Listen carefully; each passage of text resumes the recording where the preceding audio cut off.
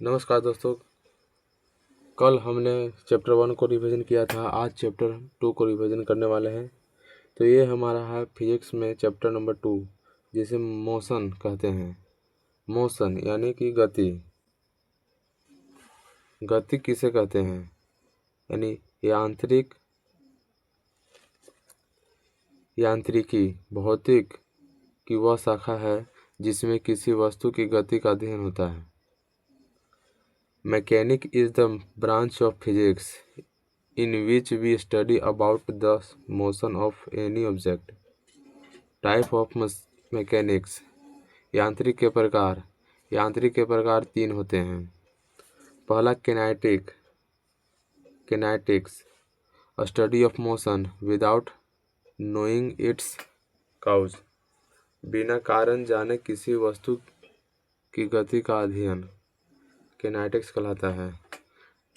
Dynamics, A study of motion with knowing its cause. कारण के साथ गति का अध्ययन करना डायनेमिक्स कहलाता है।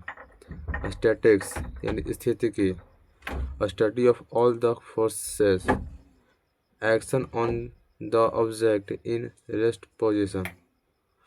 यानी किसी वस्तु पर विराम की अवस्था में लगाए वाले बल का अध्ययन स्थितिकी कहलाता है। किसी वस्तु पर विराम की अवस्था में लगने वाले बल का अध्ययन स्थितिकी कहते हैं।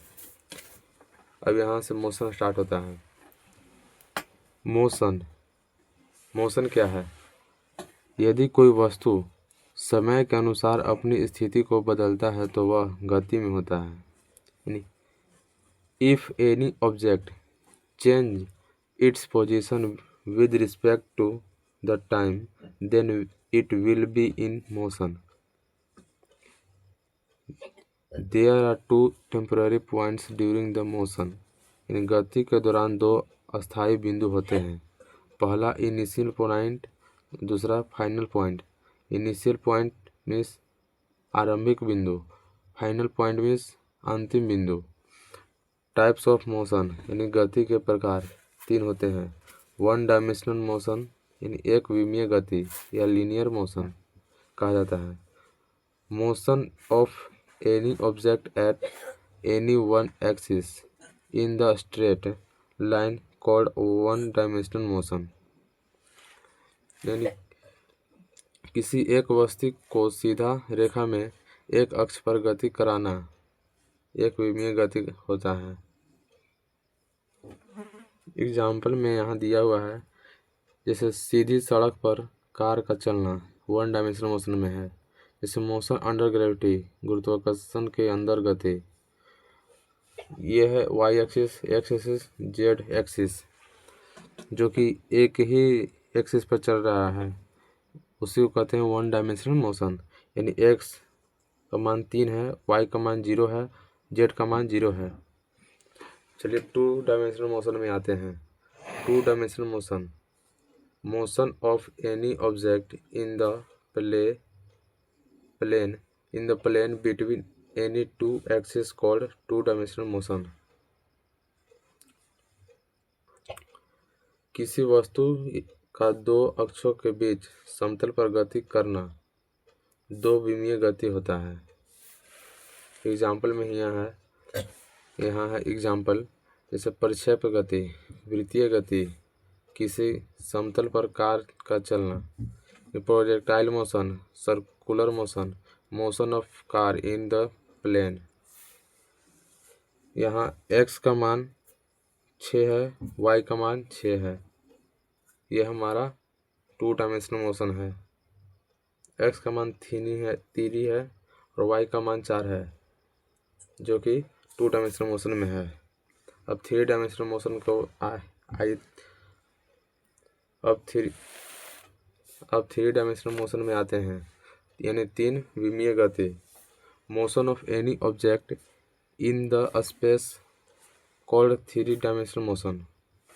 यानी किसी वस्तु का अंतरिक्ष में गति करना 3 विमीय गति होता है। जैसे एयरप्लेन, बर्ड, 3 विमीय, जैसे एक्स वाई जेड, यानी X Y Z X Y Z, यानी अंतरिक्ष में गति करना त्रिविमीय गति कहलाता है। यहाँ डिस्टेंस और यहाँ डिस्प्लेसमेंट है, दोनों के बीच अंतर। डिस्टेंस क्या है? यह किसी वस्तु के द्वारा कुल तय की गई रास्ता होता है, जबकि डिस्प्लेसमेंट यह आरंभिक तथा अंतिम बिंदु के बीच छोटा सा रास्ता होता है। डिस्टेंस यह कभी शून्य नहीं होता है, जबकि डिस्प्लेसमेंट यह शून्य होता है जब आरंभिक तथा अंतिम बिंदु समान हो। डिस्टेंस का ऐसा यूनिट मीटर होता है, जबकि डिस्प्लेसमेंट का ऐसा यूनिट मीटर होता है। दोनों का ऐसा यूनिट समान होता है। यह एक अदिश राशि है, यह एक सदिश राशि है, यानी यह एक स्केलर क्वांटिटी है, जबकि यह एक वेक्टर क्वांटिटी है। स्केलर क्वांटिटी मतलब जिसमें परिमाण हो तथा दिशा नहीं हो, उसे स्केलर क्वांटिटी कहा जाता है। और जिसमें परिणाम हो प्लस दिशा हो, उसे सदिश राशि कहते हैं। डिस्टेंस, यदि डिस्टेंस डिस्प्लेसमेंट के बराबर या बड़ा हो, तब डिस्टेंस अपॉन डिस्प्लेसमेंट एक से बड़ा या बराबर होता है। यहाँ क्वेश्चन है, एक लड़का 6 किलोमीटर पूर्व दिशा में जाता है तथा 8 किलोमीटर उत्तर दिशा में जाता है, तो दूरी या विस्थापन बताएं। आंसर में डिस्टेंस जो कि 6 किलोमीटर दिया हुआ है, 6 किलोमीटर और 8 किलोमीटर यानी 14 किलोमीटर हो गया। डिस्प्लेसमेंट कितना होगा हमें ज्ञात करना है। चलिए सबसे पहले यहाँ देखते हैं। ये हमारा नॉर्थ है, साउथ है, ईस्ट है, वेस्ट है। यदि एक लड़का 6 किलोमीटर पूर्व की ओर जाता है, यहाँ से गया यहाँ 6 किलोमीटर, फिर यहाँ से गया यहाँ नॉर्थ की तरफ 8 किलोमीटर, यानी कुल दूरी 6 और 8 14 किलोमीटर गया, तो हमें विस्थापन ज्ञात करना है। तो विस्थापन यहाँ शॉर्टकट रास्ता को कहते हैं, शॉर्टकट रास्ता को विस्थापन कहते हैं।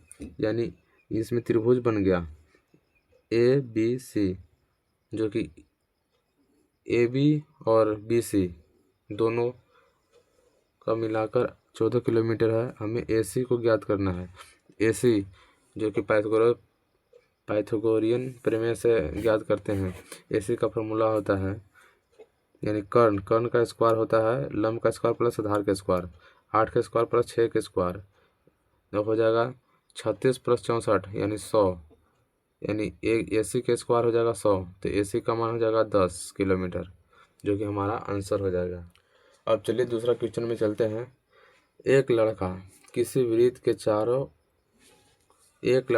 वृत्त के चौथाई भाग चलता है, तो दूरी या विस्थापन बताएं। डिस्प्लेसमेंट क्या होगा? ये वृत्त है, यहाँ इसका सेंटर है, सेंटर से इसके बीच की दूरी r है, यानी त्रिज्या है। यह भी त्रिज्या है। 1/4 में मतलब इसका 1/4 यहाँ से यहाँ 1/4 चलता है एक लड़का, इसका डिस्प्लेसमेंट ज्ञात करना है। ए बी का फॉर्मूला होगा √अंडर इसका स्क्वायर प्लस इसका स्क्वायर, यानी r का स्क्वायर प्लस r का स्क्वायर, √अंडर r का स्क्वायर प्लस r का स्क्वायर, यानी 2r स्क्वायर। 2 का स्क्वायर 2 का रूट निकालिएगा तो √2 हो जाएगा, r स्क्वायर हो जाएगा, r स्क्वायर रूट से कट जाएगा r स्क्वायर, तो बचेगा सिर्फ r, यानी 1 राउंड एक चक्कर में इसका परिधि लगाएगा, यानी 2πr। इसे डिस्टेंस हो जाएगा 2πr का 1/4, यानी πr/2। चलिए अब स्पीड और वेलोसिटी में अंतर समझते हैं। स्पीड मीन्स चाल का फॉर्मूला होता है डिस्टेंस अपॉन टाइम, यानी T बराबर D/S, यानी D बराबर S × T। S मतलब स्पीड, T मतलब टाइम। इसका ऐसा यूनिट होता है मीटर प्रति सेकंड।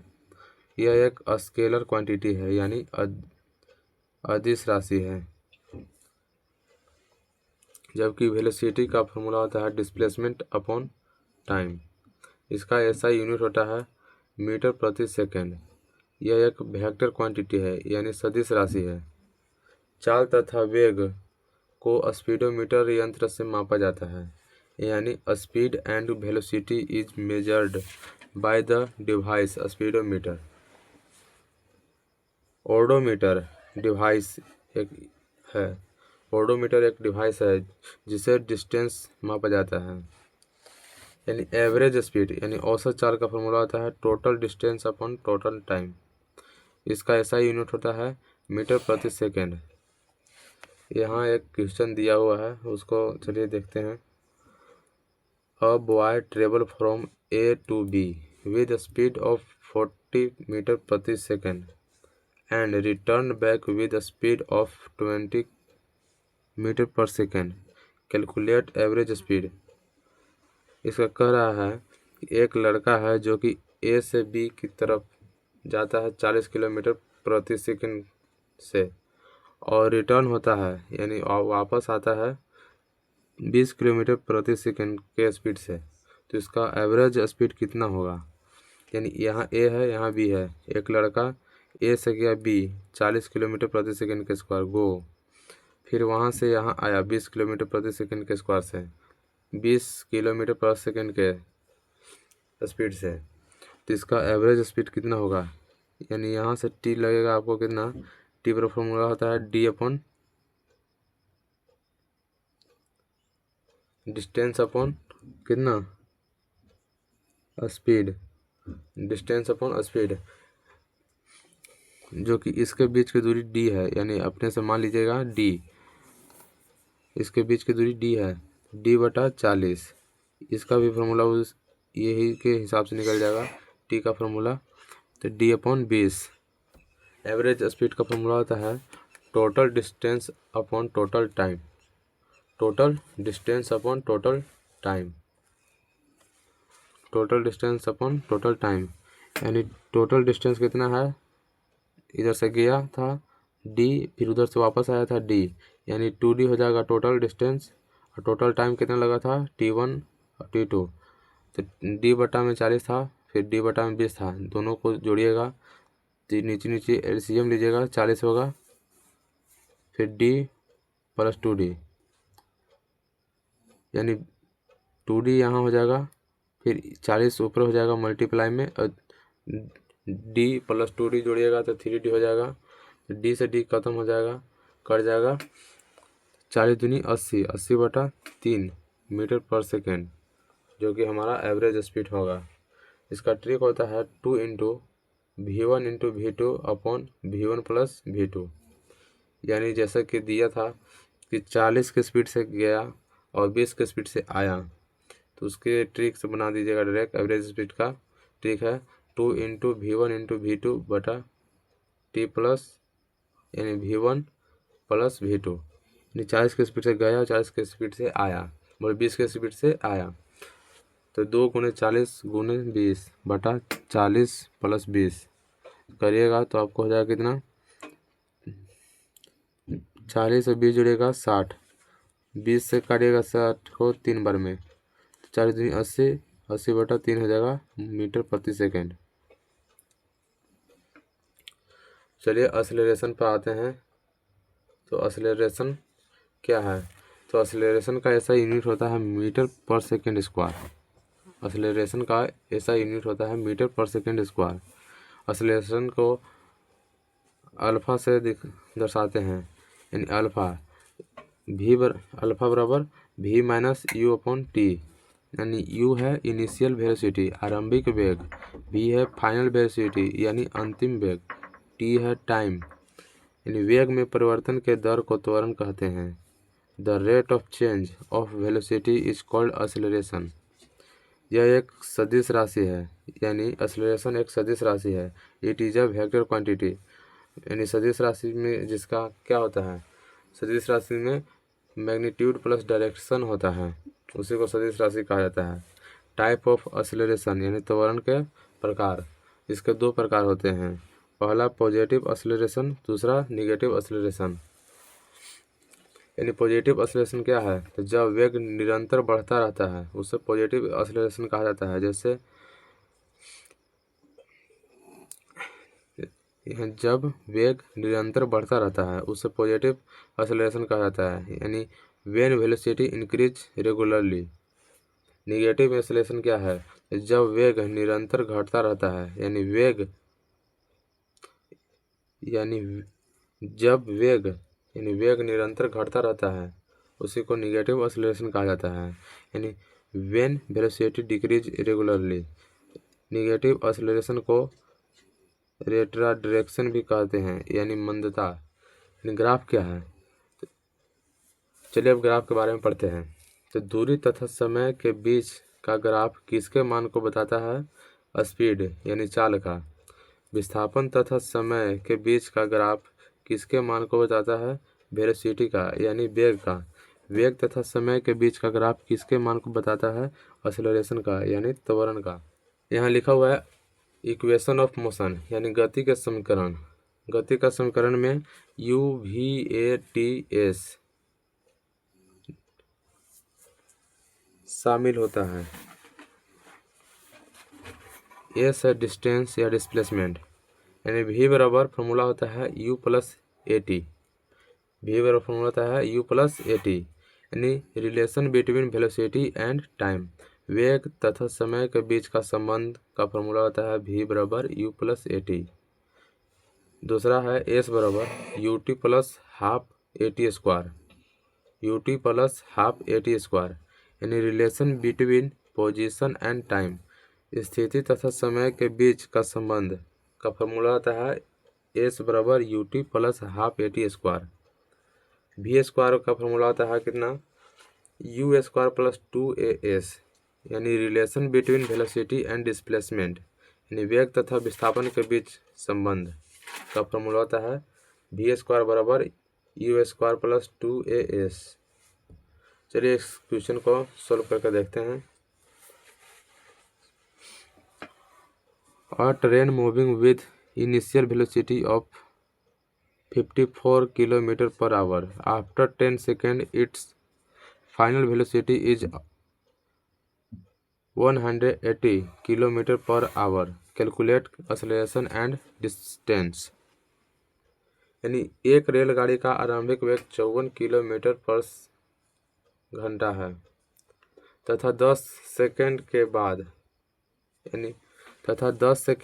के ट्रेवल नाद अंतिम वेग 180 किलोमीटर पर घंटा हो जाता है, तो त्वरण बताएं तथा दूरी बताएं। यानी एक रेलगाड़ी का आरंभिक वेग 54 किलोमीटर पर आवर है तथा 10 सेकंड के ट्रेवल्ड नाद अंतिम वेग 180 किलोमीटर पर आवर हो जाता है, तो त्वरण बताएं तथा दूरी बताएं। यानी यू दिया है 54 किलोमीटर पर घंटा, सबको मीटर प्रति सेकंड में बदलते हैं। किलोमीटर में दिया है तो इसको मीटर में बदलने के लिए 5/18 से गुना किया जाता है। तो 54 किलोमीटर है, इसे मीटर में बदलते हैं तो 5/18 से गुना करते हैं। तो 54 गुने 5/18, 18 से कटेगा 3 बार में, 3 में 5 से गुना कीजिएगा 15, यानी 15 मीटर पर सेकेंड के स्क्वायर से, यानी 15 मीटर प्रति सेकंड के आरंभिक वेग है। भी क्या है, तो 180 किलोमीटर पर आवर, इसको भी मीटर प्रति सेकंड में बदलिएगा तो 5/18 से गुना कीजिएगा तो इससे 10 बार में कटेगा, 10 में 5 से गुना करेगा 50 मीटर पर सेकंड है इसका वेग है। टाइम कितना है, 10 सेकंड। तो फार्मूला होता है कितना, फार्मूला होता है एक्सेलरेशन का v माइनस यू बटा टी, यानी a बराबर v कितना है 50, u कितना है 15, तो 50 माइनस 15, t कितना है 10, 50 माइनस 15 बता 10, यानी 50 में से 15 जाएगा तो 35 बटा 10, इससे इसमें भागा कीजिएगा तो 3.5 5 मीटर पर सेकेंड। ये हमारा हो गया एक्सेलरेशन यानी त्वरण हो गया। अब चलिए दूरी ज्ञात करते हैं। तो दूरी का फॉर्मूला होता है ut plus half a t square. तो u का मान 15 है, t का मान 10 है, प्लस 1/2 गुने ए का मान निकल चुका है 3.5 गुने t का मान 10 है तो 10 गुने 10, 15 गुने 10 150 प्लस इससे इसमें गुना कीजिएगा तो 3.5 गुना 3.5, इससे इसमें गुना कीजिएगा तो इससे कटेगा 5 बार में।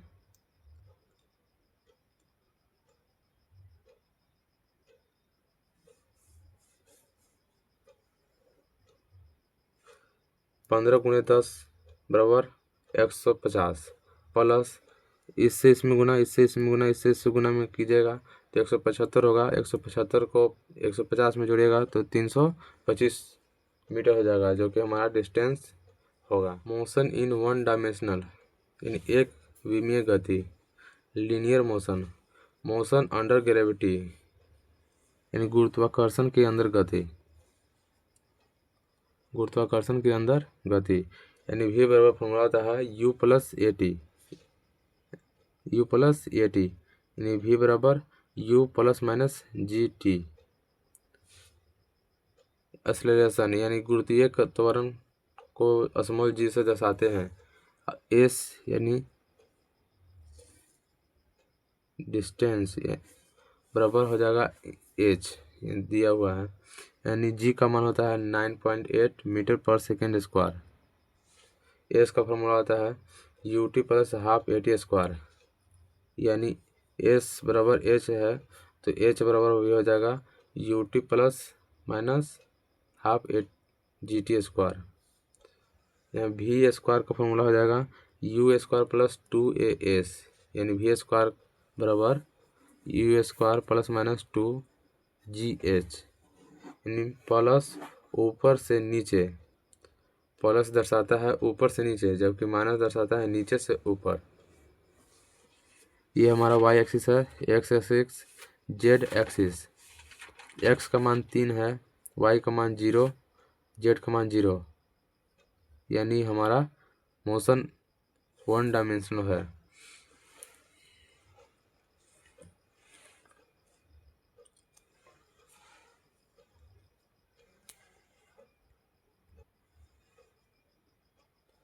चलिए क्वेश्चन नंबर 1 दिया हुआ है, यानी एक वस्तु को 120 मीटर इमारत से गिराया जाता है तो जमीन पर पहुंचने में लगने वाले समय बताएं तथा अंतिम वेग बताएं।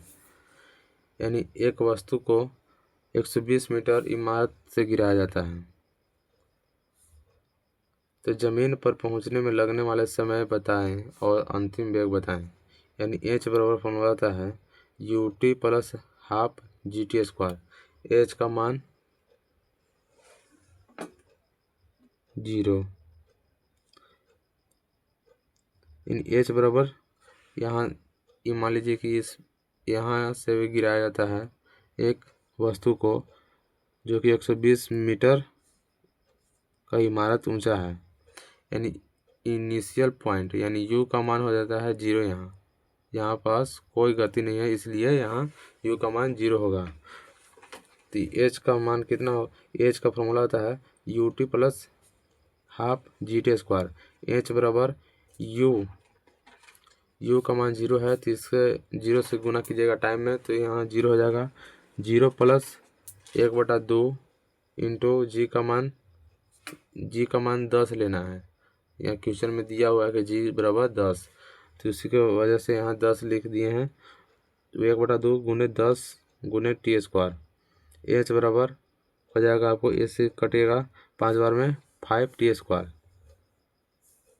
जो कि एच का मान दिया है कितना 120, यानी हाइट दिया है 120 बराबर 5 टी स्क्वायर।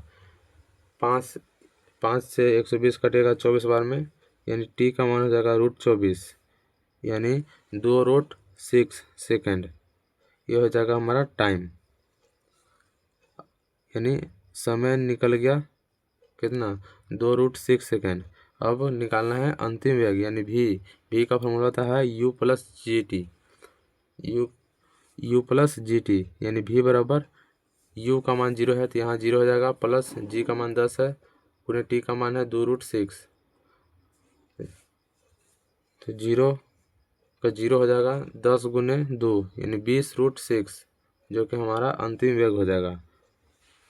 अब यहाँ 2 डायमेंशनल मोशन है, यानी 2 डायमेंशनल मोशन, द्विमीय गति, जैसे प्रोजेक्टाइल मोशन, प्रक्षेप गति, भाला फेंकने वाला गति 2 डायमेंशनल मोशन है। यहाँ से भाला की फेंकिएगा तो पहले सीधा जाएगा ऊपर की तरफ, फिर नीचे की तरफ आने लगेगा, यानी सबसे मैक्सिमम हाइट यहाँ हो जाएगा, इसी को कहते हैं मैक्सिमम हाइट। जैसे टोटल टाइम ऑफ फ्लाइट, यानी कुल समय, यानी आसमान में लगने वाला कुल समय हो जाएगा t बराबर 2 इंटू यू साइन थीटा बटा जी, 2 इंटू यू साइन थीटा बटा जी। मैक्सिमम हाइट कितना होगा, यानी अधिकतम ऊंचाई, h बराबर you square into sine square theta बटा 2g। हॉरिजेंटल रेंज यानी r, हॉरिजेंटल रेंज यानी क्षैतिज सीमा कितनी दूर तक जा सकता है, तो r बराबर हो जाएगा आपको कितना, यू स्क्वायर साइन 2 थीटा बटा जी। यह हमारा इनिशियल वेलोसिटी, यानी u बराबर इनिशियल वेलोसिटी। यहाँ से यहाँ किसी वस्तु को यहाँ से यहाँ फेंकते हैं, जितना दूरी तय करता है उसी को कहते हैं सीमा, यानी इसका यहाँ तक सीमा है, यानी रेंज है। इसके बीच हाइट है कितना h, इसका एंगल यानी थीटा है एंगल, यानी at 45 angle range will be maximum, यानी 45 डिग्री के कोण पर सीमा अधिक होते हैं, यानी g का मान 9.8 होता है।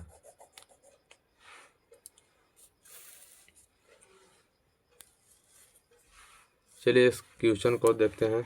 एक वस्तु को 30 डिग्री के कोण से प्रक्षेपित किया जाता है तथा आरंभिक वेग 10 मीटर पर सेकेंड है, तो समय, ऊंचाई, क्षैतिज सीमा बताएं, यानी g बराबर 10 लेना है।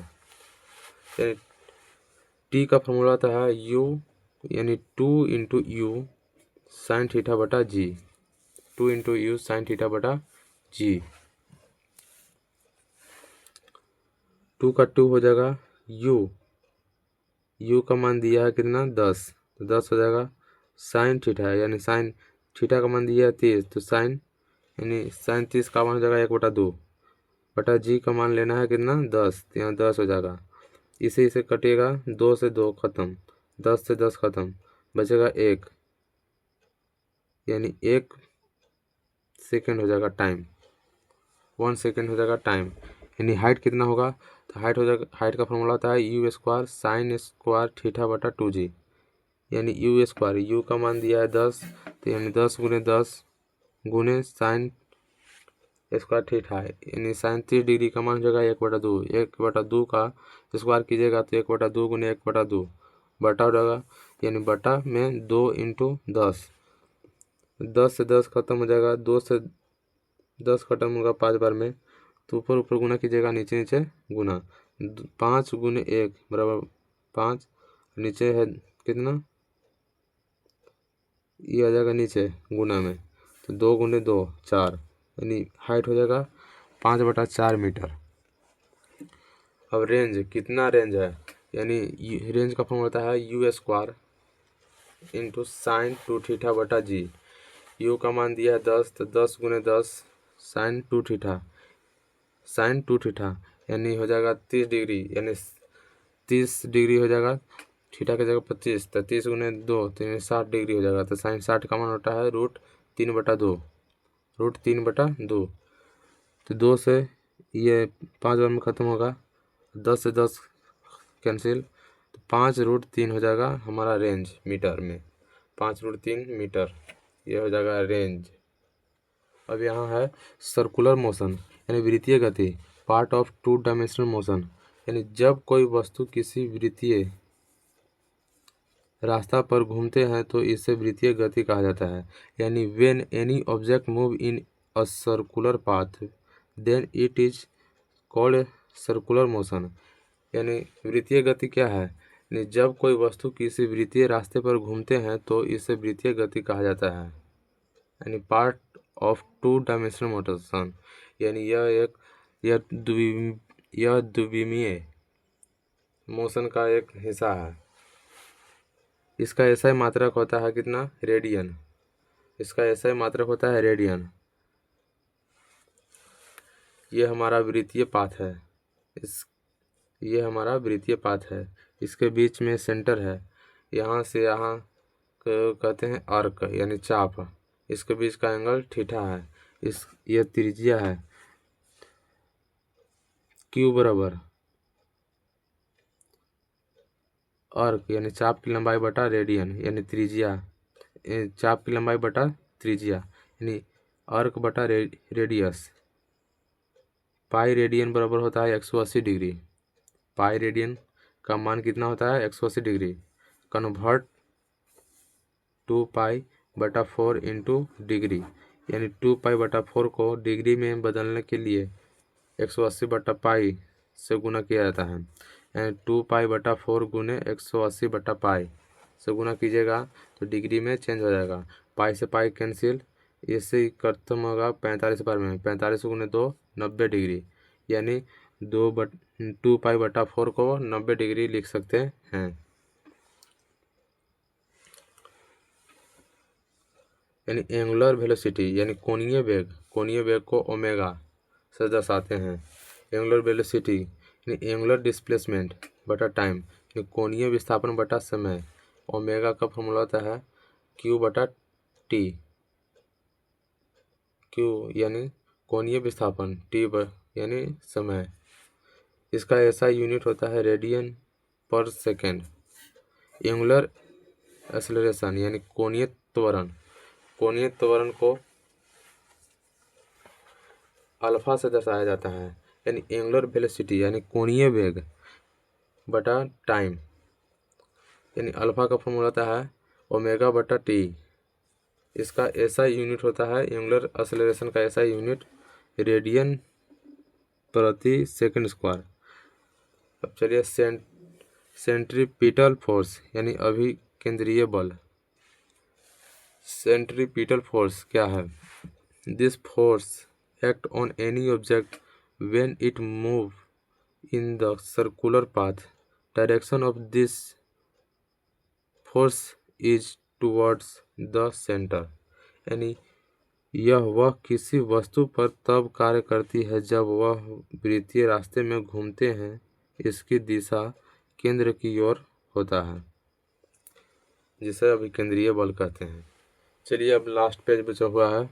यानी अभिकेंद्रीय बल का फॉर्मूला होता है F सेंटर, C यानी FC का फॉर्मूला होता है mv²/r। m मतलब मास, v मतलब वेलोसिटी, r मतलब रेडियस। यानी झूला यानी मौत, झूला या मौत का कुआं एग्जाम्पल है सभी का। यानी ये झूला है, इसका फोर्स केंद्र की तरफ है। अभिकेंद्रीय बल का ऐसा यूनिट न्यूटन होता है। सेंट्रीफ्यूगल फोर्स क्या है? यानी अपकेंद्रीय बल, यह अभिकेंद्रीय बल का विपरीत होता है। It is the opposite force of centripetal force. इसकी दिशा केंद्र से बाहर की तरफ होता है, जबकि अभिकेंद्रीय बल का दिशा केंद्र की तरफ था। Direction is outward from the centre. Example है washing machine, mixer, juicer, milk blowers. चलिए लास्ट क्वेश्चन है। एक वस्तु जिसकी द्रव्यमान 60 kg है, यह एक वृत्तीय रास्ता पर घूमती है जिसकी त्रिज्या 10 मीटर है, तो केंद्रीय बल कितना होगा? यहाँ सोल्यूशन है। FC का फॉर्मूला होता है mv²/r²। mv²/r²। m का मान दिया है 60, v इसमें यहाँ दिया हुआ है, इंग्लिश में दिया हुआ है। v का मान दिया है 18 किलोमीटर प्रति घंटा। यानी इससे यह किलोमीटर में दिया है, इसे मीटर प्रति सेकंड में बदलने के लिए 5/18 से गुना किया जाता है। यानी 18 गुने 5/18 से गुना कीजिएगा तो 18 से 18 कैंसिल, बचेगा 5 मीटर पर सेकेंड हो जाएगा हमारा भी। यानी 60 गुने 5 गुने 5/10, रेडियस है 10। यहाँ से कटेगा 5 से ये कटेगा 2 बार में, फिर 2 से ये कटेगा 60 बार, 60 कटेगा 30 बार में, कैंसिल, तो 30 बचे 150, ये हो जाएगा हमारा न्यूटन में। चलिए अब हमारा चैप्टर 2 कंप्लीट हो गया।